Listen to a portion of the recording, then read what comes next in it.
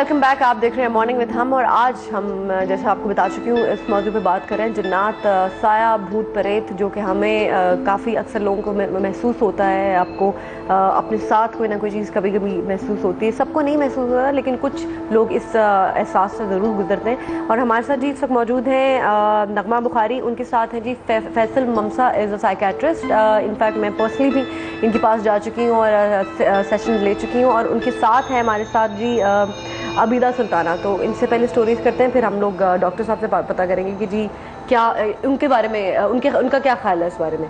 जी बताइए नगमा बुखारी है जी, फैमिली भी निकल आई है बीच में। सबसे पहले तो मैं हम टीवी वालों की शुक्रगुजार हूँ कि इन्होंने मुझे यहाँ पर बुलाया जी, और उन्होंने मुझे मैसेज करने का मौका दिया। और जो लोग इन बातों पर यकीन नहीं करते जी, जिन्नात वगैरह पे या जादू टोनों पे, तो वो मेरा इस वाक़या सुनकर जिन्नात और उस पर यकीन करना शुरू कर दें जी। तो ये मैं पहले मैरिज से पहले की किस्सा आपको सुना रही हूँ। ये मैरिज से पहले तो बिल्कुल मैं रिलैक्स थी, सही थी, कोई ऐसी बात नहीं थी।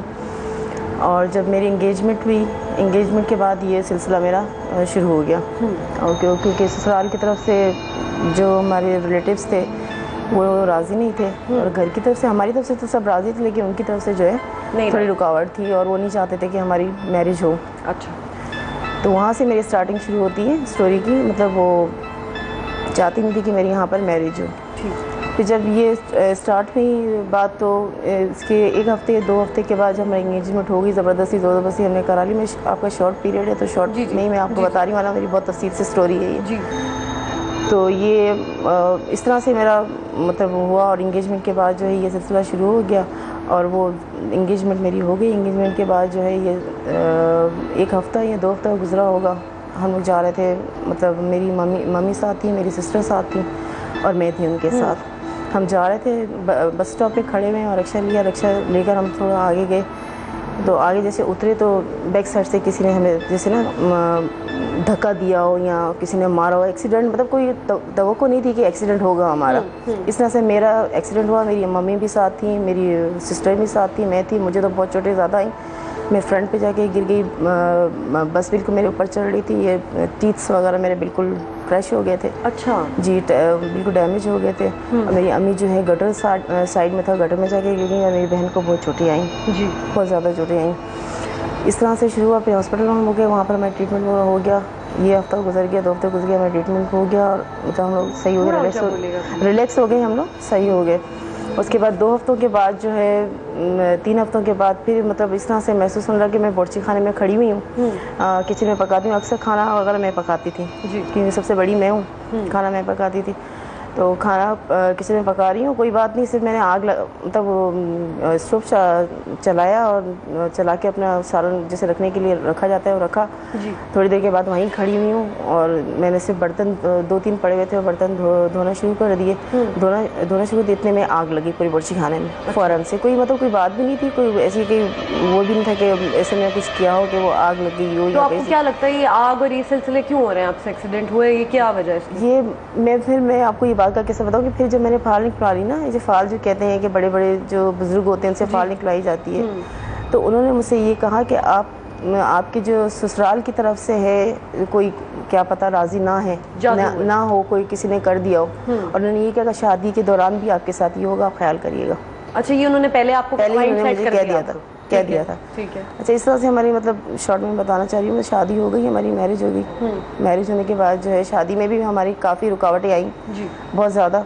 फिर रुकावटों के बाद शादी जो है अल्लाह फैसला करके वो शादी भी हो गई। उसके बाद जो है इस तरह से 1-2 हफ्ते के बाद 3 हफ्ते के बाद जो है मैं रिलैक्स रही। उसके बाद चौथा हफ्ता शुरू हुआ। रात मतलब हमारी 3 कमरे थे, बाहर वरांडा होता था और वहाँ पर नीम का दरख्त था।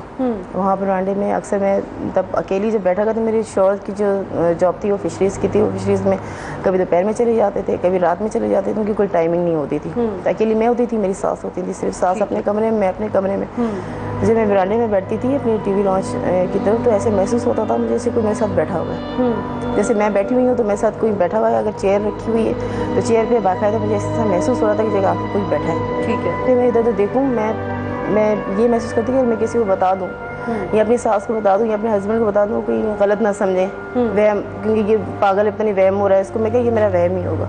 लेकिन फिर 2 हफ्ते 3 हफ्ते गुजरने के बाद फिर थोड़ा मतलब पीरियड थोड़ा गुजर जाए तो मैं रात को अकेली कहीं मतलब अकेले में ही होता था, मेरी हस्बैंड हो या मेरी सास हो उस वक्त नहीं। जब मैं हस्बैंड नहीं होते थे रात के टाइम पे मैं मतलब अपने बेड पे सोई हुई थी, तो ये 3 सवा 3 बजे का टाइम होगा, जैसे बंदा सो जाता है, सोने के बाद जो है मुझे इस तरह महसूस हुआ कि जिसने मेरे पैर को किसी ने झंझोड़ा है, अच्छा हाथ को किसी ने झंझोड़ा है। मैं फ़ौरन जो है बौखला के उठ जाती थी, उठ के फिर इधर देखो, मैंने कहा किसको कहूँ, मैं घर में तो कोई है नहीं। लेकिन फिर जो है मेरा ईमान अल्लाह पे है और जो है हम सैयद हैं और सैयदों का यकीन होता है कि जादू टोना कमी होता है, कमी असर होता तो है, लेकिन ये है कि डरना नहीं, आपको डरना नहीं, डरी नहीं मैं, नहीं मतलब ये चीजें आपको लगता था कि कुछ चीज़ है, कुछ है, लेकिन मैं डरी नहीं। मैंने अल्लाह पे तवक्कुल की और जो है मेरा ईमान था कि मैं अगर खुद अपनी इतनी कॉन्फिडेंस थी कि मैं अगर खुद अपने आप को केयर जी बहुत शुक्रिया। उनसे भी बात आगे कर लेते हैं कि इनको तो कुछ चीज़ महसूस होती है, डॉक्टर साहब से भी पूछेंगे कि ये क्या कहते हैं, ज़रा इनकी स्टोरी भी सुनने। जी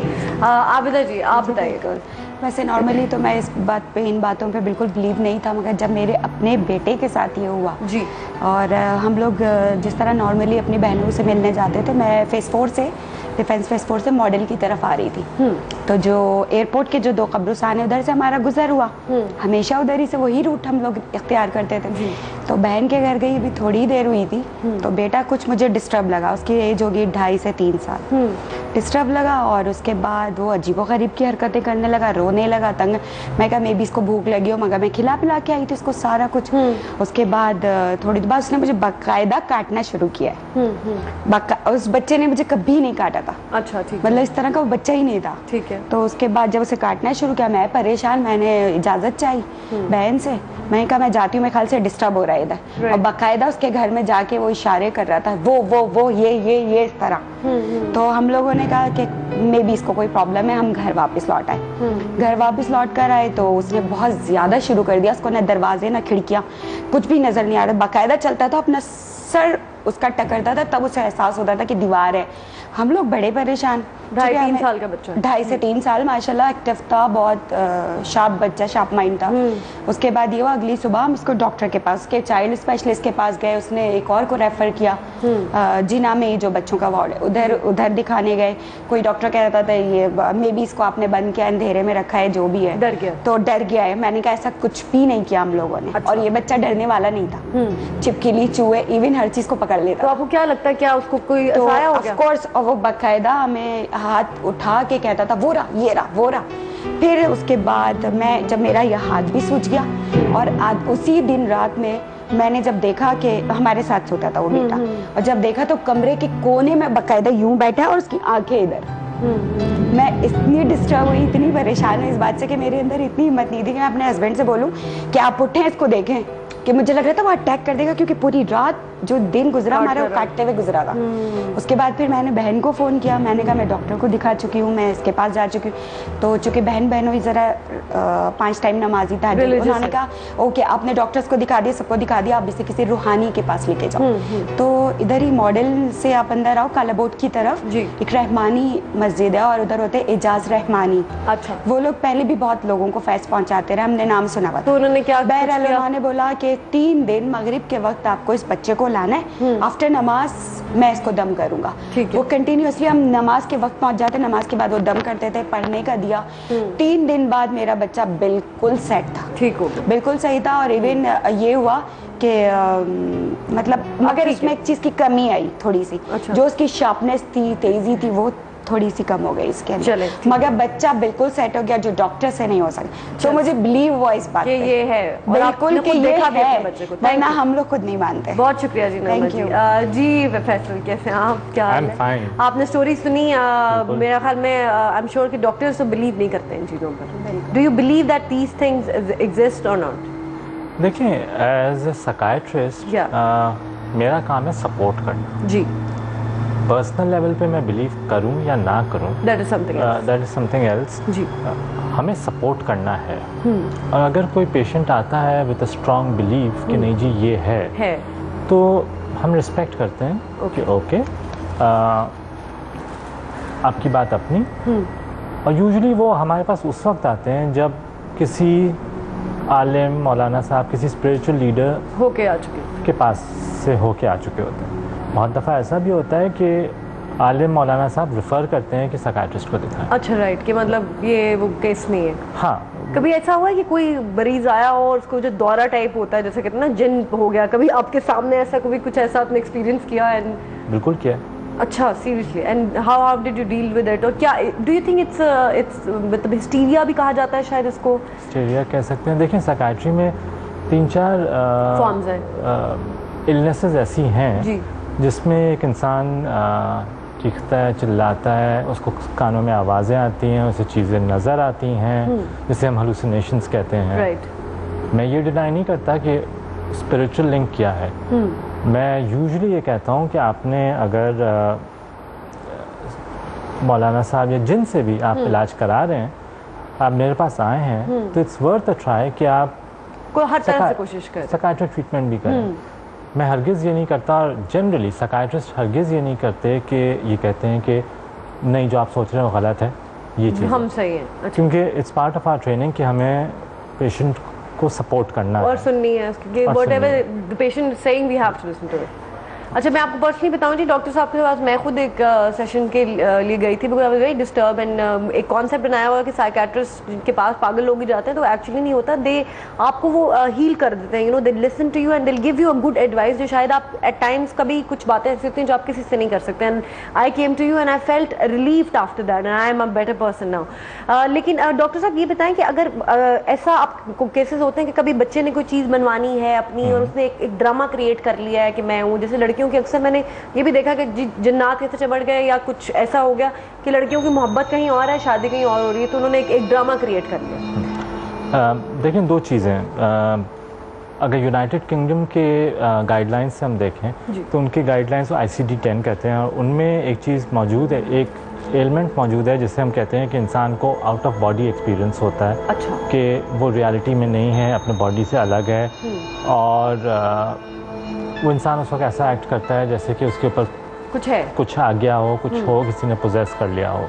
इसी तरह अमेरिकन साइकियाट्रिक एसोसिएशन की जो गाइडलाइंस हैं, उनके हिसाब से भी ये है कि स्पिरिचुअलिटी को रिस्पेक्ट किया जाए। Right, right. बट अब ये साइकियाट्रिस्ट बैठ के पेशेंट के साथ एनालाइज करेगा कि कोई साइकियाट्रिक प्रॉब्लम है या तो एक चीज़ है जिसे फैक्टिशियस डिसऑर्डर कहते हैं, जिसे जो झूठ होता है। हाँ। ठीक है, जिसमें हम किसी गेन के लिए उस तरीके का